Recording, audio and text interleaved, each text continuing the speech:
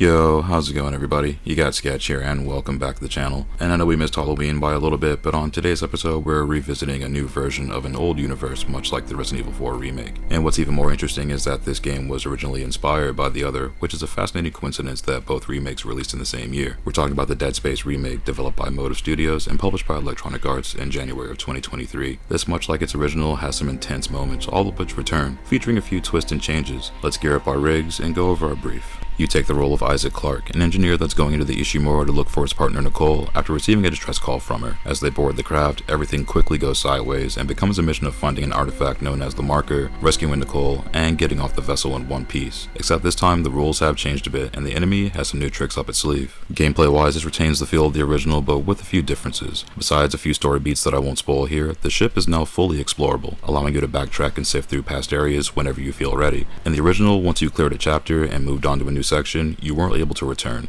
but now you can. In addition to the main quest, you have several side missions you can run in tandem to the main objectives, which will net you upgrades faster. New to the remake is how you can access certain areas by rerouting the power through the ship's conduits, which is also a similar puzzle solution featuring the Resident Evil 4 remake. This and getting levels of security clearance lets you come back to areas later and get into previously locked doors, and preserve your power nodes you find among the ship so you can upgrade your items. You must also now find blueprints to fully upgrade your weapons, but these are often easy to find and stand out in the environment, and the ones you're looking for typically aren't difficult to spot. Weapons, much like the original, put in that work when battling the necromorph infestation, and once fully upgraded, make Isaac a one-man space army. The plasma cutter on full tilt still slices and dices like a finely sharpened blade. However, you're not invincible, and the game will fold you like a lawn chair from time to time, and with the new hazards and enemy variants thrown in, you've got quite the mission ahead. One major difference is the turret sections, which do return from the original, but with some tweaks. Like the turrets being automated instead of you at the helm of it, you now guide your reticle with your aiming manually until the automation kicks in and takes it from there. The sections where you need to cross parts of the outer shell of the Ishimura are a bit different and not quite as difficult as the original Dead Space, though if you want to test the waters beyond the normal settings, this may increase the difficulty, making those sections a bit more hectic. The Kinesis puzzles return and for the most part have similar solutions, so if you remember how to solve them from the original, this will feel familiar. A few new puzzles and areas where you'll need to use Kinesis are here too, and the remake does throw in a couple curveballs, even for series veterans. The zero gravity sections have also been reworked and now have a marker placed on where your trajectory will make you land, and this makes navigation a lot easier to orient, especially when you're in the zero gravity segments. The zero-G basketball is also still here too, so whenever you get a second, shoot some hoops in between necromorphs. Graphics wise, the Dead Space remake is running on the Frostbite engine, which looks way different than its previous Havoc engine, though it does retain a lot of the feel of the original. While it rebuilds much of the groundwork from scratch, it does retool and rework some of the dynamic lighting effects that was seen in the original, and in some instances improves on it. The Ishimura looks fantastic here, and the ship feels even more alive than before. Since you can explore the craft at your leisure, there's a lot of sights to behold. Being rebuilt on the new game engine adds new textures that you can tear through and enemy animations. The peel system lets you literally rip the skin off necromorphs, all in blistering realism. You'll recognize the original areas, and the new ones you'll explore also look really good. Also, seeing the new returning heavy necromorphs with a new coat of paint,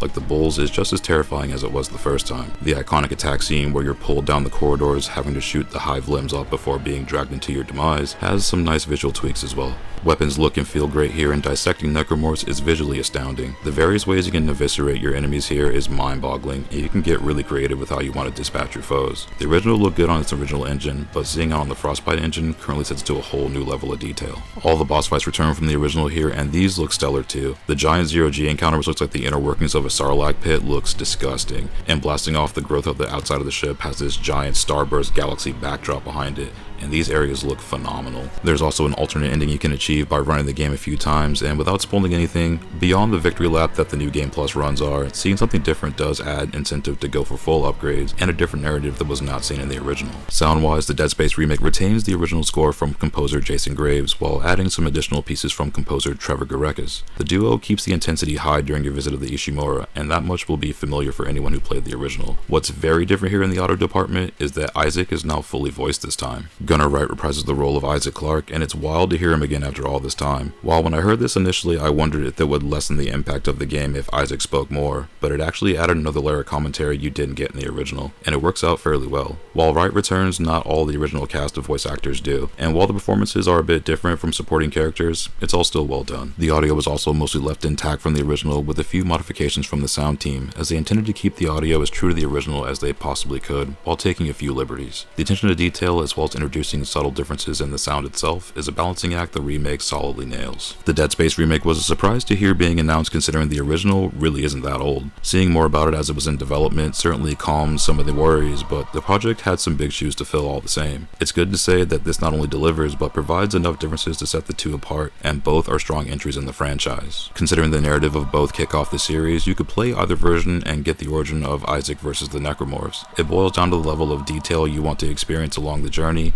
and the amount of restraint. Being able to freely explore the Ishimura is a very cool feature, and amongst the changes, this one is certainly worth a look if you're a fan of the franchise. The Dead Space remake gets an 8.5 out of 10 and is highly recommended to survival horror fans and fans of action games, since this has both in spades with a fresh coat of paint. This is a great way to get into the series, and playing through both are equally excellent experiences. Hopefully this remake treatment will continue through the whole series, and maybe we'll see a remaster of the rail shooter spin-off Extraction at some point. This is available on the Xbox Series consoles, PS5, and PC, and is also featured on the Game Pass. And I thank you again if you made it this far into the video. If you found this video helpful, that's awesome. I'm glad to use it as a resource. Check back often to have more reviews and commentaries come up in the near future. But until then, take it easy and stay safe out there. I'll see you on the next one.